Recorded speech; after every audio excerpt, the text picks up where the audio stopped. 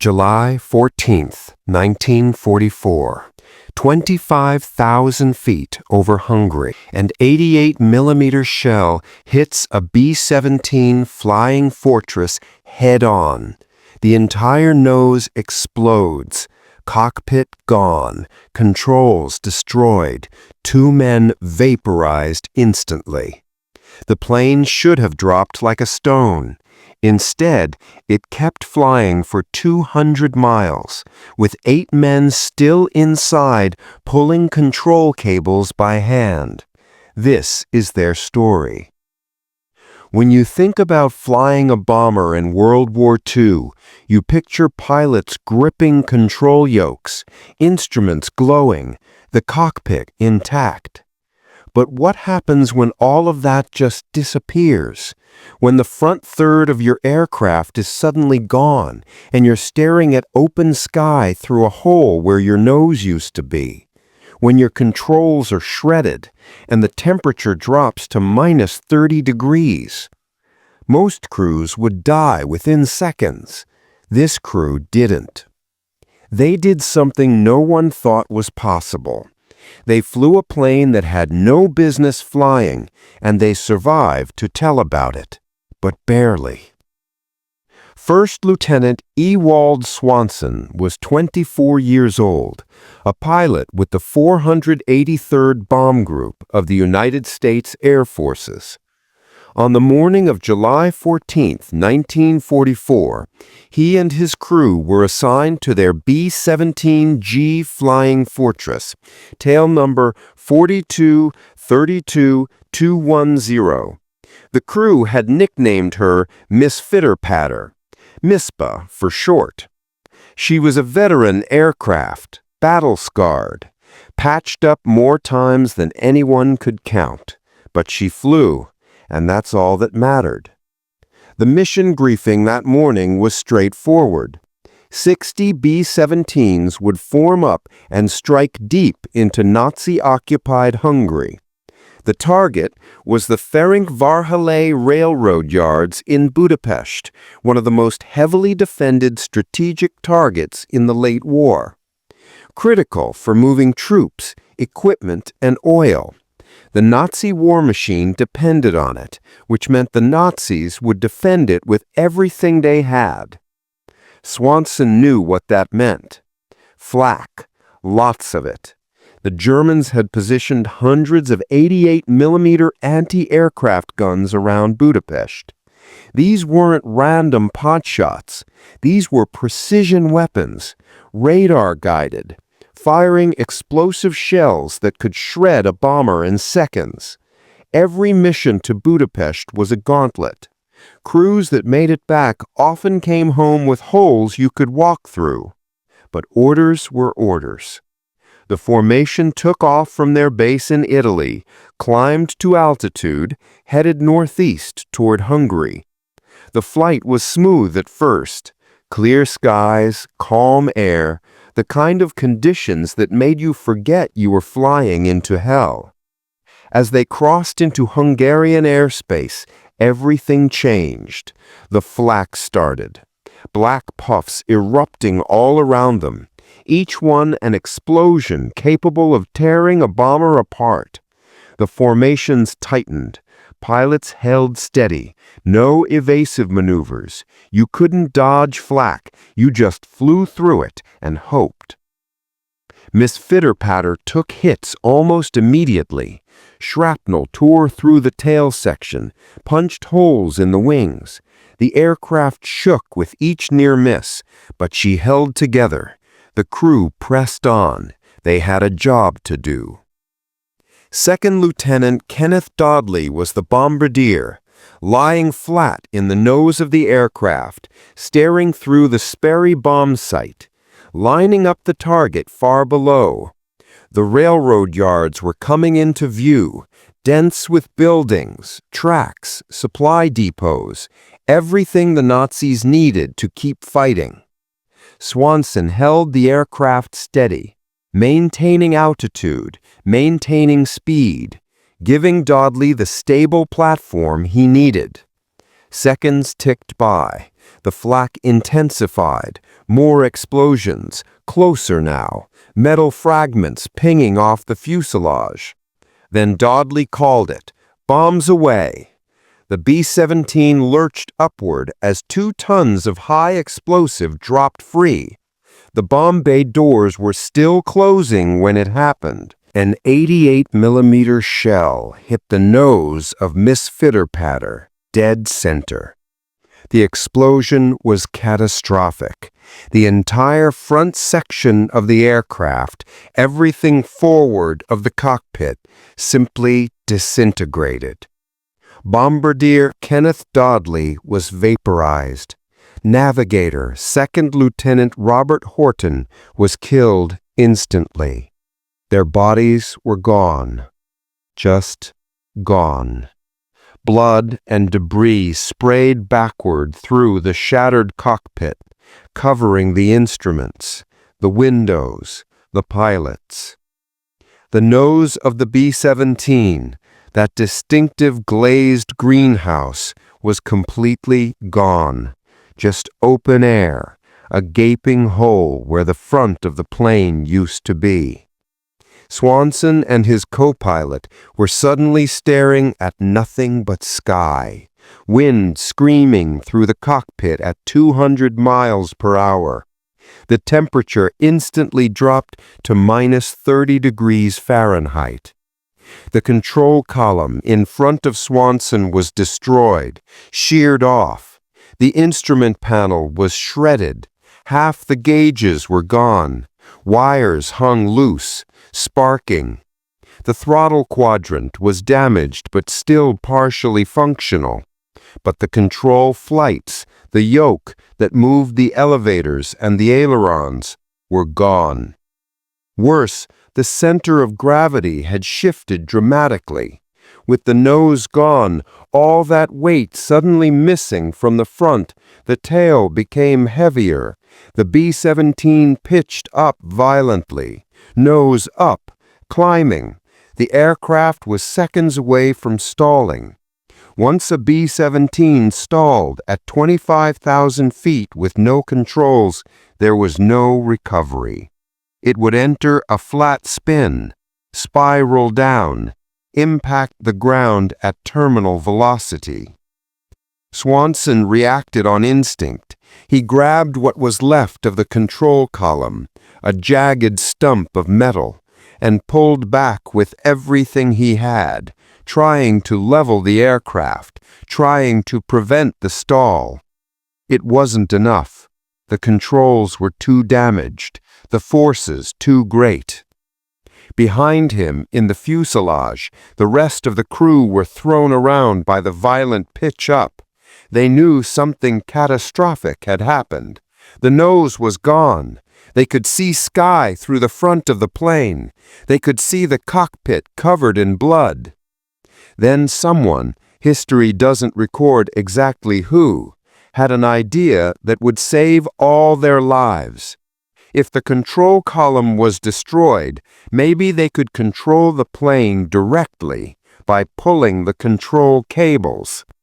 In a B-17, the pilots move the control yoke, which pulls steel cables that run through the fuselage to the control surfaces. The elevators on the tail, the ailerons on the wings, the rudder, all moved by cables. If the yoke was gone, maybe they could pull the cables by hand. It was insane, but it was their only chance. Swanson was screaming orders through the intercom, his voice barely audible over the wind roaring through the open cockpit. The crew scrambled, moving through the fuselage, finding the exposed control cables. These were steel cables about the thickness of a pencil, running along the inside of the aircraft. The waist gunners, the radio operator, the ball turret gunner, all of them grabbed onto these cables. When Swanson needed the nose to go down, they pulled on the elevator cables. When he needed to turn, they pulled on the aileron cables. It required coordination, timing, and strength. And it worked. Barely. The B-17 leveled out. The stall was avoided. Against all logic, against all aerodynamic sense, Ms. Fitterpatter was flying. With no nose, with no cockpit controls, being flown manually by a crew pulling cables in the freezing fuselage. But they weren't safe, not even close. The formation of B-17s was still over the target, still taking flak, and Ms. Fitterpatter, now trailing the formation, was an easy target. The German gunners below saw the damaged bomber, saw the destroyed nose, and kept firing. Another explosion, this one on the number 2 engine, the inboard engine on the left wing. It seized immediately, propeller windmilling, oil streaming back along the wing, fire breaking out briefly before the thin air at altitude extinguished it. Now they had no nose, damaged controls being operated by hand, and only 3 of 4 engines running. The drag from the missing nose section was enormous, like trying to fly with a parachute deployed. The B-17 was slowing down, losing altitude, falling behind the formation. In bomber formation doctrine, falling behind meant death. The formations flew tight because the combined firepower of 60 B-17s could fend off German fighters. A lone bomber was easy prey, and Ms. Fitterpatter was now alone, limping, bleeding altitude, over enemy territory. The crew knew this. They'd seen other bombers fall behind, seen them picked off by Messerschmitts and Focke-Wulfs, seen them spiral down trailing smoke. But what choice did they have? They couldn't keep up. The aircraft was too damaged. For 10 agonizing minutes they flew away from the target area, every second expecting German fighters to appear, every second expecting another flak burst to finish them off. But neither came. Maybe the Germans thought they were already going down. Maybe they had bigger targets to worry about. Whatever the reason, Ms. Fitterpatter and her crew were still airborne. But barely. The drag was increasing. The aircraft was mushing through the air. Controls were getting heavier. The crew pulling the cables were exhausted, arms burning, hands raw from the steel cables cutting into their skin, even through their gloves. Swanson made the decision. They couldn't make it back to base. Not like this. It was time to bail out. He gave the order over the intercom. Everyone out. Abandon aircraft. He would hold it steady while they jumped.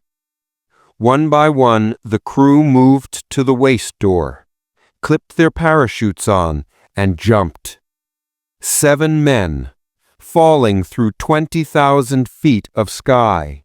7 parachutes blossoming white against the clouds. Swanson was alone now, still in what was left of the cockpit, still holding what was left of the controls. The B-17 was getting harder to control without the crew pulling cables. The nose was pitching up again. The aircraft wanted to stall. He grabbed his parachute, clipped it on, and waited. He needed the plane to be in a stable position before he could jump. If he jumped while it was climbing, he'd be sucked back into the tail, killed instantly by the impact. The B-17 continued to climb, slower, slower, the airspeed bleeding off. Then it happened. The stall, the nose dropped. The aircraft hung there for a moment, suspended. Then it started to fall. This was his chance. Swanson lunged forward, threw himself out through the destroyed cockpit, out into the open air. But his parachute caught. The harness snagged on the torn metal of the cockpit frame, the jagged edges of the explosion damage. He was stuck, hanging on the outside of the B-17, the aircraft starting to spin, starting to accelerate downward. The fabric of the parachute ripped, torn by the metal, and suddenly he was free, flung backward by the centrifugal force of the spinning aircraft. He tumbled through the air, barely missing the tail section as it whipped past him. The spin, the violence of the separation, the thin air, Swanson blacked out, lost consciousness, falling like a stone from 20,000 feet. When he came to, he was still falling, but lower now. Much lower. He looked down. The ground was rushing up. Fast. Too fast. He'd wasted precious seconds unconscious. He reached for his ripcord, pulled hard. The parachute deployed, but something was wrong. It opened, but slowly, partially. The fabric was damaged, torn from when it caught on the cockpit. Air was spilling through the holes.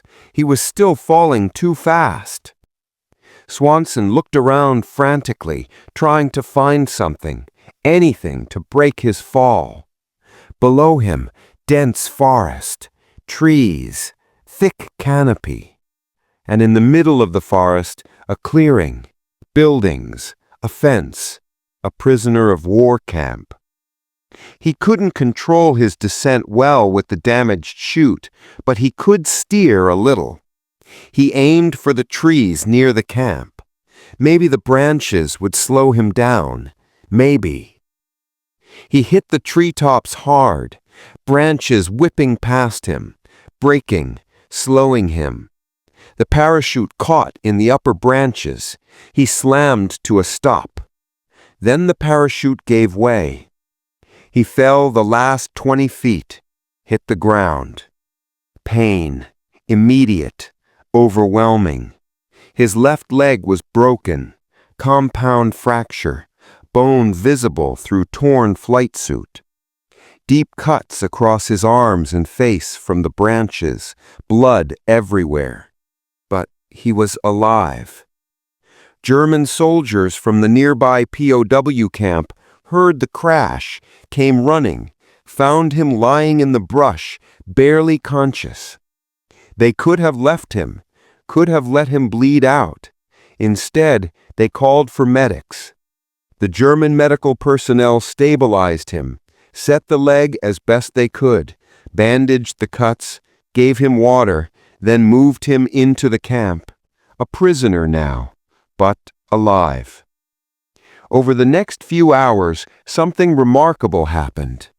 The other 7 crew members from Miss Fitterpatter were brought to the same camp. All captured nearby, all alive. The entire crew had survived. Against impossible odds, every single one of them had made it.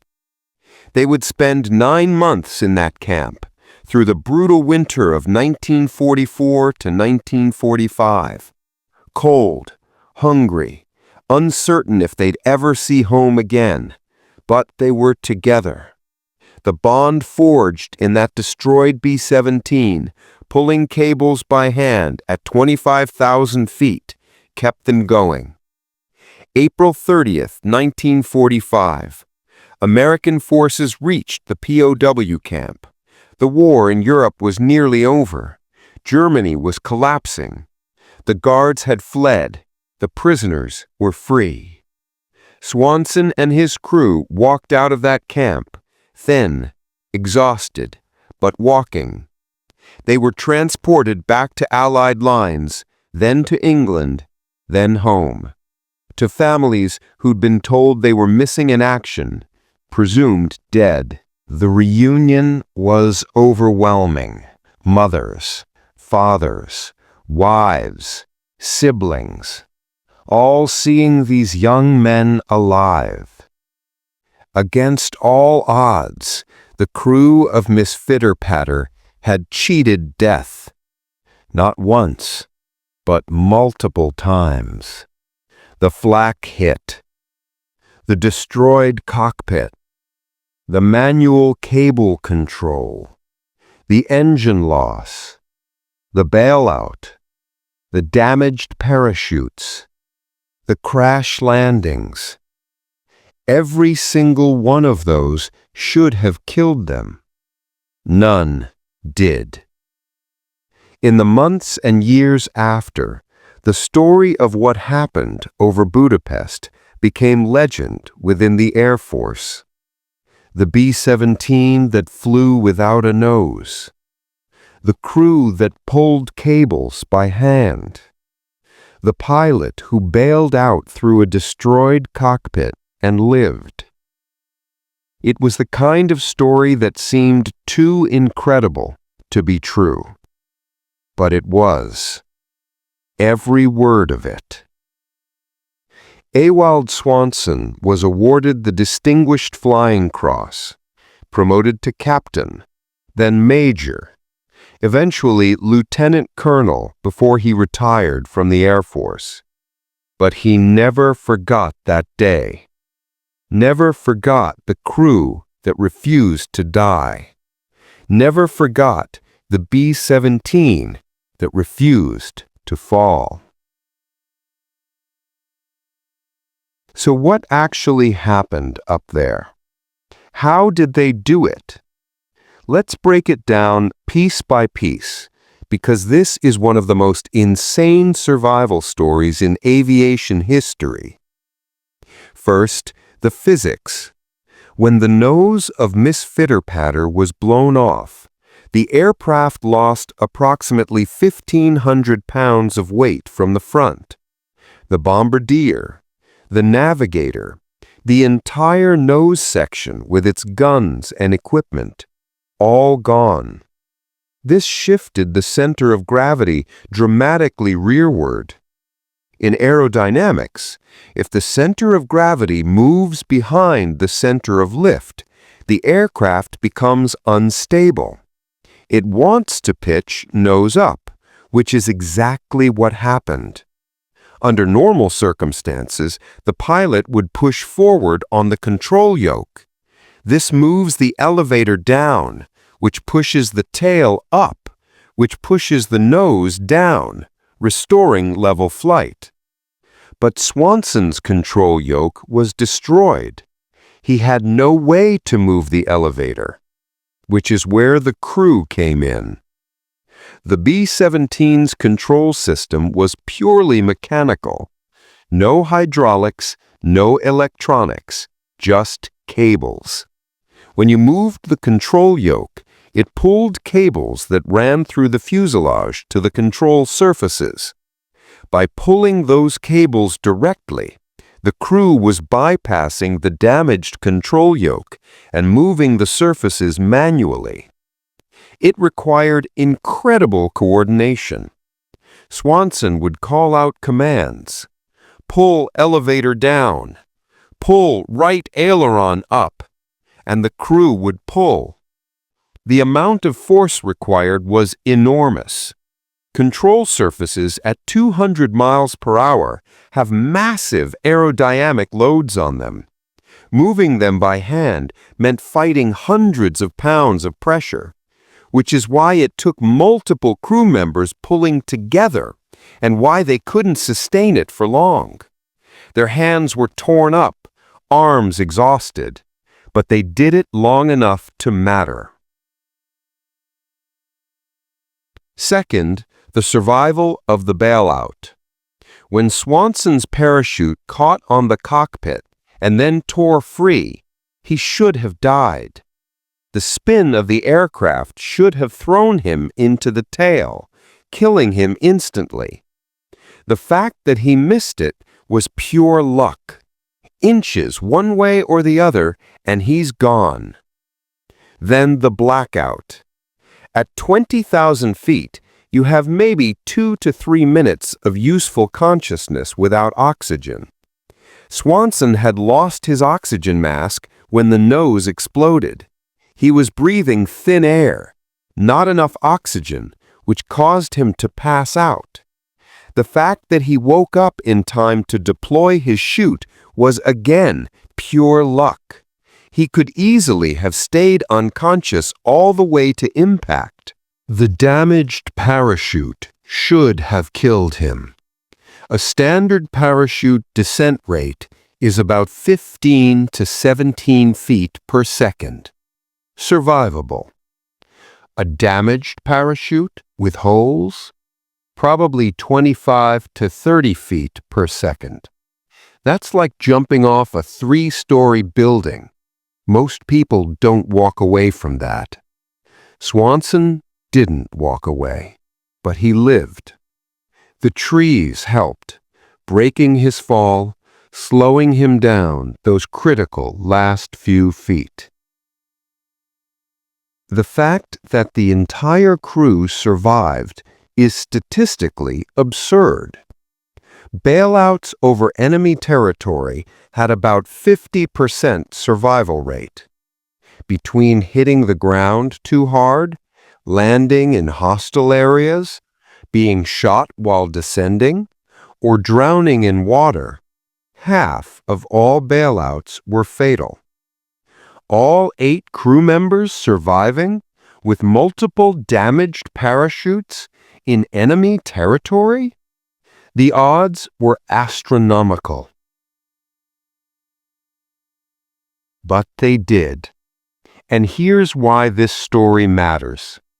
It's not just about luck. It's about training, discipline, crew coordination.